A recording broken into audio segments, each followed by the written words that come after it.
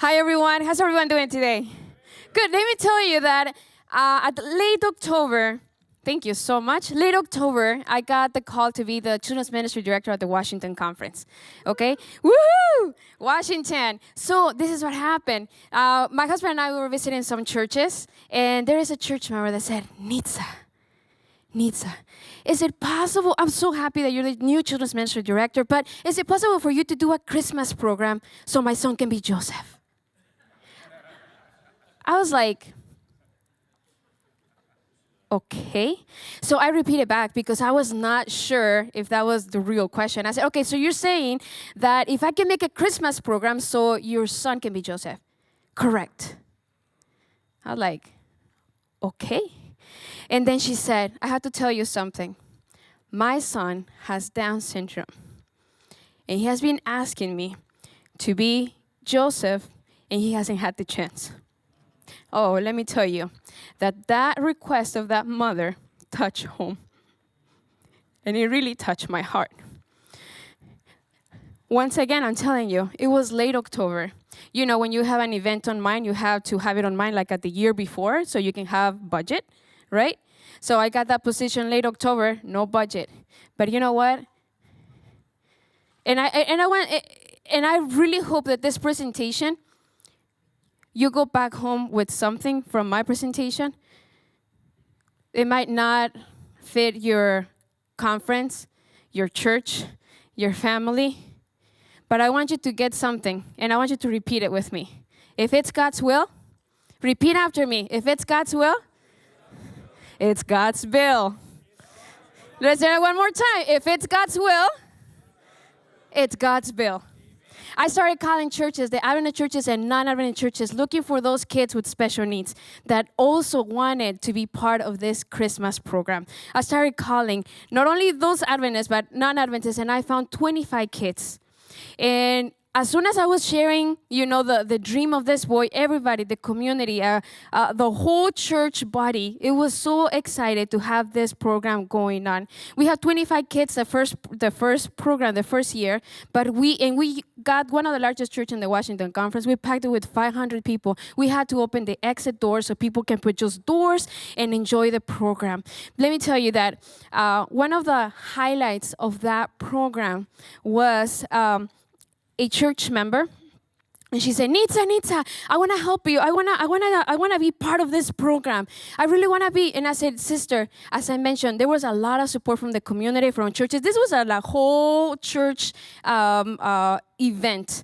Okay, so this church member said, I want to do something. I said, sister, I don't have anything else. I'm sorry. Like, they said, talk to your team. They might need something. And I said, you know what? You're right. I have a meeting tonight, and I'll talk to them. And if it's something is missing, I will call you, and please help me with that. And she said, oh, yeah. So I had a meeting with my team, amazing team. Let me tell you that my team is just the best.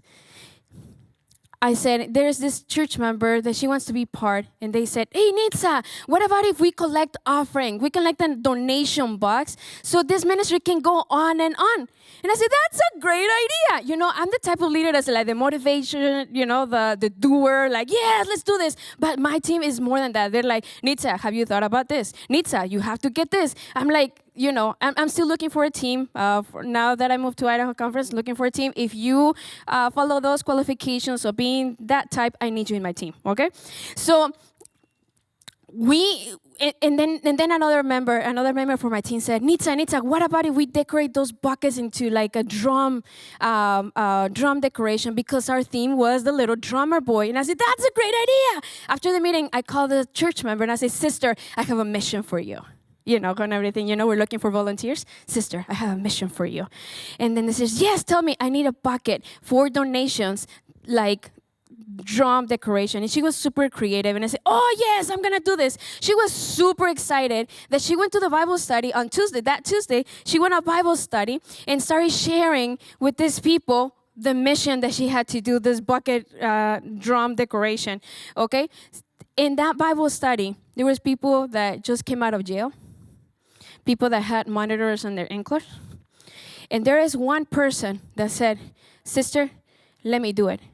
And she said, are you crazy? Like, I asked for this. Like, I can't just give it to you. Please, let me do it. He was so persistent that she gave that blessing of helping, of total church involvement. She shared with the community, and she spread the blessing. That guy, he had a monitor in his ankle. He couldn't work. He didn't have money. He didn't have a car. He didn't have a cell phone. He didn't have a computer. And you know what he did? He got a piece of cardboard and a Sharpie, and he went to one of the busiest and more trafficked streets in Federal Way to beg for money. This guy, who couldn't even attend the event, he wanted to be part of reaching out people with disabilities. He got all the money. He went to Lowe's. He bought one of those buckets. He went to Joann's. He got the material, and he decorated that bucket as like a drum. Next Tuesday came, and the sister said, "Where is the donation bucket? Where is it? I need to see it." And he said, "Wait until the end of the Bible study." He got it out after the Bible study. He got it out of the trash bag, and he showed it to her. She couldn't believe how perfect and beautiful and creative and well done that bucket was. She couldn't believe it. And she said, "This is amazing. I didn't even have the idea to make it like that. Can you make another one?" And and then he said, "Well, I had to do a process to do this, And they said, "You know what? I'll give you the money this time." And those buckets that you see in the screen, those are buckets that they have never run out of money because the Lord has been blessing. During this process of doing this type of program, I found people who are very, very creative. I found some people that were in the HGTV channel, doing tiny homes. And they said, how can I help? How can I help? And I said, that year I had 3 wheelchairs, 3 kids with cerebral palsy in wheelchairs. And I said, 3 wheelchairs, 3 wise men. And I said, you know what? Can you please help me? Can you please transform those wheelchairs into walking camels? And they were like, yes, of course, we're going to do this. And they did it. They transformed those wheelchairs into walking camels. When you push the wheelchair, the camels are just walking so fancy and so nice. 3 of those wise men, only one was Adventist. One of the moms was not Adventist. She was in the dressing room. And the guy who made the camels shared with me that mom was in tears. And she said, I've never seen a kid on a wheelchair be treated like a king. Ministry right there, evangelism. We had 25 kids the first program. Next year, we had 43 kids because those kids, they were the ones inviting their friends to come to the program and to be part of it. Once again, I got another large church in the Washington Conference, but we packed it. Then COVID came. And as you know, Washington, Seattle, the first cases of COVID, everything shut down. We couldn't do the program. Of course, I'm not going to expose the kids to a program like this because let me tell you that people with disabilities, they have a very low immune system and they can get sick super fast, okay? So I said, no, we're not going to do this program in person. I'm so sorry, but the kids sending me messages on Facebook. Are we going to shine on stage? Are we going to sign on stage? Are we going to shine? Are we going to shine? And I said, sorry, we can't do it in person, but we can do it online. So we pivoted and we did our program, typical COVID, with the little tiles, Zoom, when everybody's singing. So we did the program and we did it online. So they were able to shine on stage on a platform online. They did it. Instead of losing members during COVID, we gained members. Instead of 43 kids, we got 70 kids willing to participate. Right after the pandemic, they were just ready to be part and shine on stage. Let me tell you, because they were just sharing. As I tell you, if it's God's will, it's God's will. I've never had to be worried about money because money is provided by the Lord. The Lord just said, Nitza, you faithful servant, just keep working, and that's what I do. Let me tell you that during the pandemic, I started, of course, I always look. I always knock on doors. Alliance People with Disability, that was a huge part of the success. Also, Shark Tank, I was able to participate, and thank God, God provided $20,000 for this program. Oh, my friends, you have no idea what the blessing that God has poured in his community. Let me tell you, when you reach God's community, there's eyes watching you. And I want to show you this, what happened. See, of course, I missed everything. Can someone put play on that video? I want you to watch this, and this is the eyes of the community watching what the Seventh-day Adventist Church is doing. Yeah, hi there, and happy holidays from Federal Way, just outside of the Performing Arts and Events Center, where they are getting ready for a big show tomorrow night. As they say in the industry, one night only. 70 kids coming together with one common purpose: to create the most magical nativity you'll ever see. I have to tell you about this amazing program. It started back in 2018, late October. A mom came to me and she said, Nitza, is it possible for you to do a Christmas program where my son can be Joseph? Okay. And she said, wait a minute, Nitza, I have something to tell you. My son has Down syndrome, and every Christmas he wanted to be Joseph, but he never had the opportunity. Now we are up to 70 kids with disability that want to start on stage. Look at those smiles. And Deborah, what are you going to do in the show? I'm going Angel. Angel, are you excited, Deborah? Yeah. Yes. So he's playing a shepherd, and he's gonna go up with a friend of ours, and the friend of ours is gonna play the violin with him. And he has a little toy violin. They're gonna be playing it together, and I think he might also play his guitar. I don't know. He's very musical. He loves instruments. You get emotional when you see all the kids up there, and with everyone around them that's like just like them, special in every way that they are. It's so nice because they get to play their own solo. They get to be themselves, really. Happy. Really? Very happy. That's what she just said. Our three wise men, they're on wheelchairs. They have cerebral palsy, and their wheelchairs are gonna be transformed into walking camels. It's happening tomorrow. We have good news and great news. The tickets are sold out. We don't have any more capacity. But the great news is we're live streaming the Washington Conference /Special Stars. You can be sending message to the kids, and they're gonna love it. You are gonna love it. Isn't that amazing?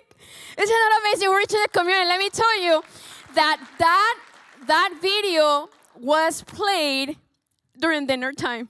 Thousands of people were able to watch that video.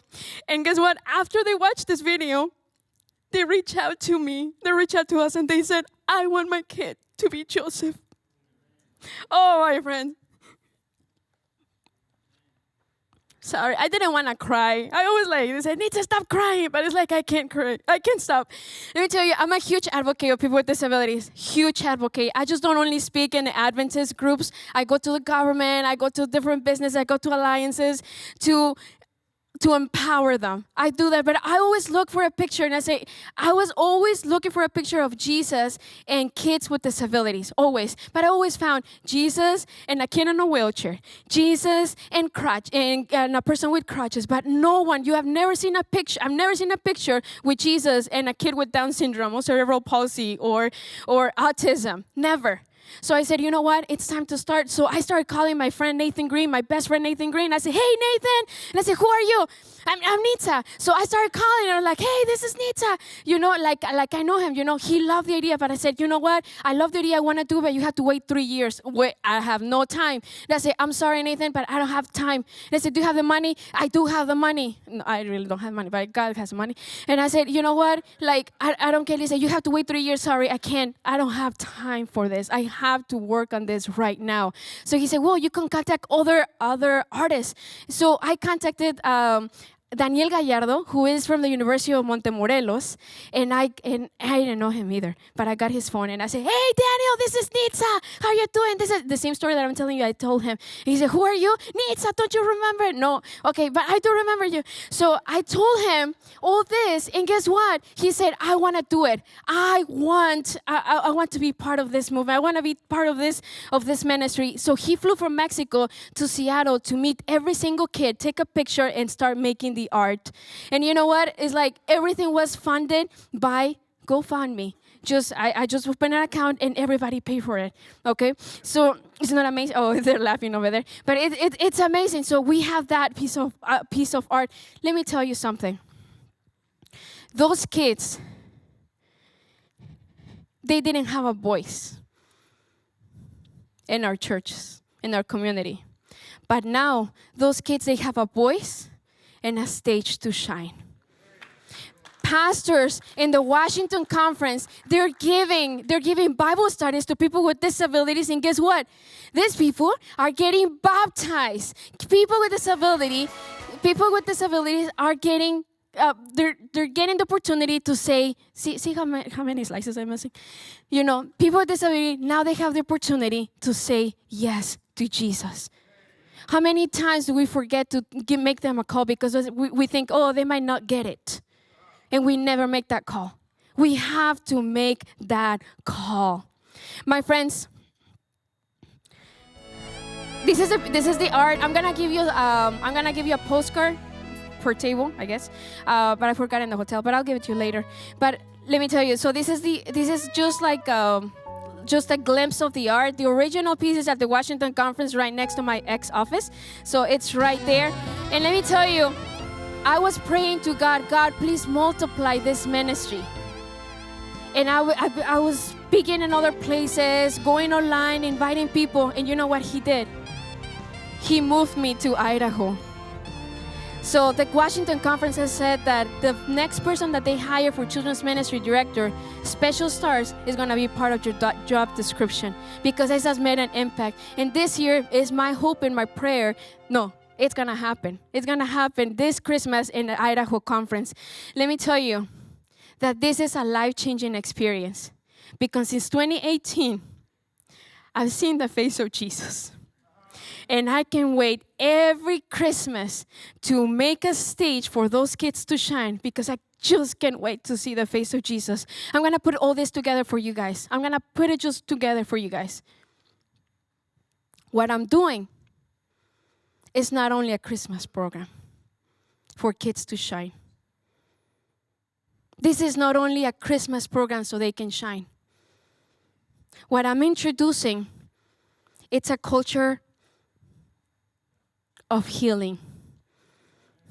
I'm introducing a culture of healing through inclusion, healing through acceptance, and healing through love. Those kids, one night only, they forget about their condition and they joyfully praise their God. May God bless you.